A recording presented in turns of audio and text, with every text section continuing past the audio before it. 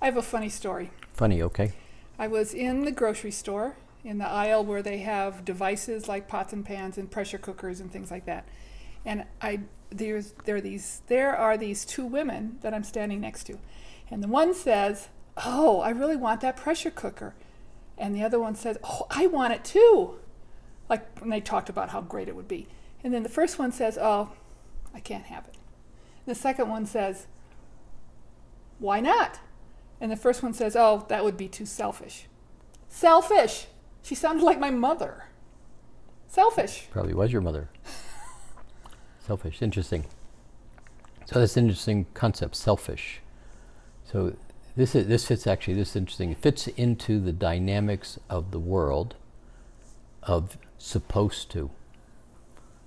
So the world functions, that 3D world functions in structures and concepts, right. And then we buy into the concept.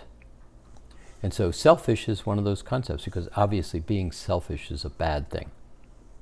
But is it really a bad thing?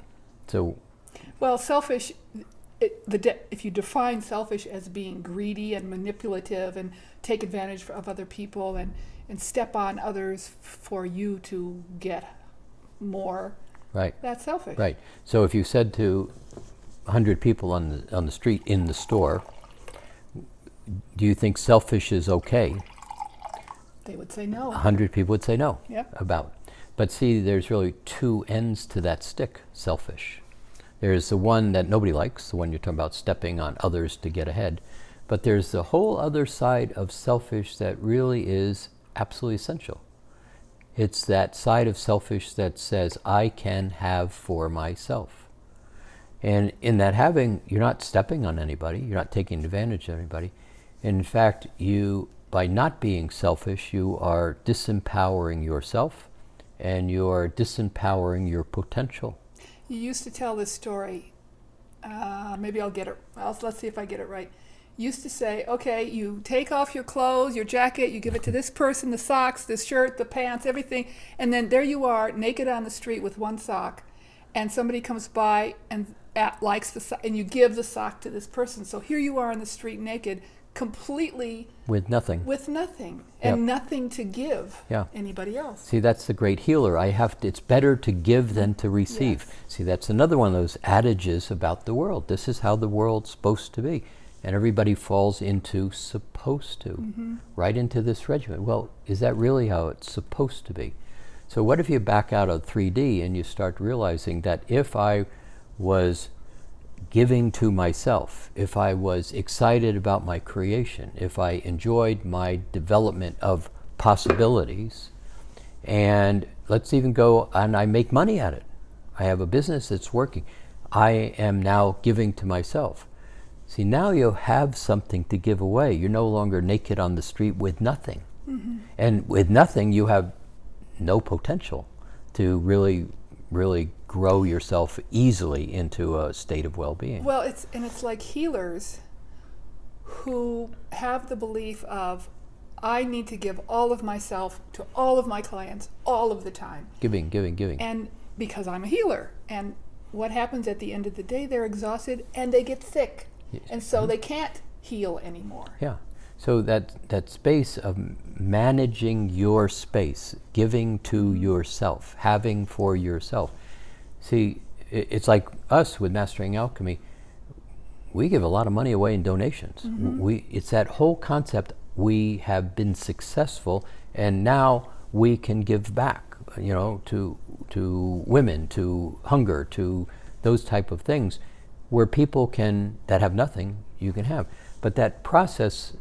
And it doesn't take away from us. Well, and the only way in having. The only reason why, not the only reason, a reason why Mastering Alchemy has been successful is because you and I have been conscious of taking care of ourselves. Yes. Our exercise program, our food, our vitamins, our health is number one. Yeah, so you give to yourself, whether it's money, it's health, it's havingness in terms of material things. But the real piece is, it's an understanding that that's a stick in a way, and on one end of it, it is depleting. On the other end of it, it is nourishing, And the nourishment, and this is where I think the world gets out of well-being, out of balance right now with the 1%. That 1% keeps taking. So having is not taking.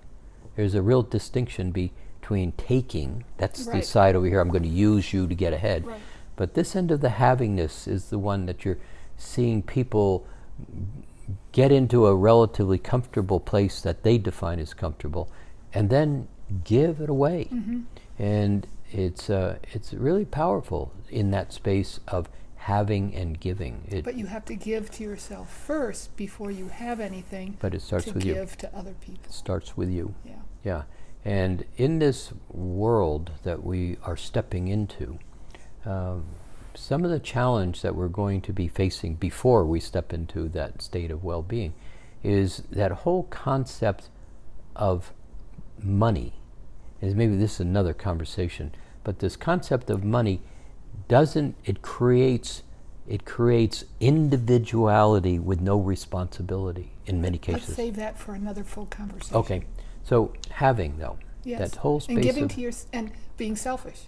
being selfish, giving to yourself. Yeah. Whether it's take time for yourself to read a book, whether it's take time to go for a walk, take time for a nice meal, give to yourself a nice meal.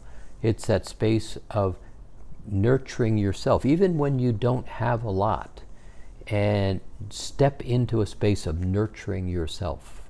You know, it's like adding an extra something you like to the meal that you have, and then really appreciating it. It's that appreciating and having that basically keeps everything in motion. When it gets sterile and I can't have, it's just like money. If you hoard it or you can't have it, it stops the motion, the flow. And everything begins to break. So having for yourself, really a big deal. And be selfish. Being selfish. Selfish from the standpoint of exciting. I'm giving to myself. It's not taking from others. That's good. Yeah. Did you explain that to those two ladies? No. Oh. I just walked down the other aisle. I didn't see. want to get into their stuff. I see. Do you want a pressure cooker? Yeah. Maybe next time. Have a nice day.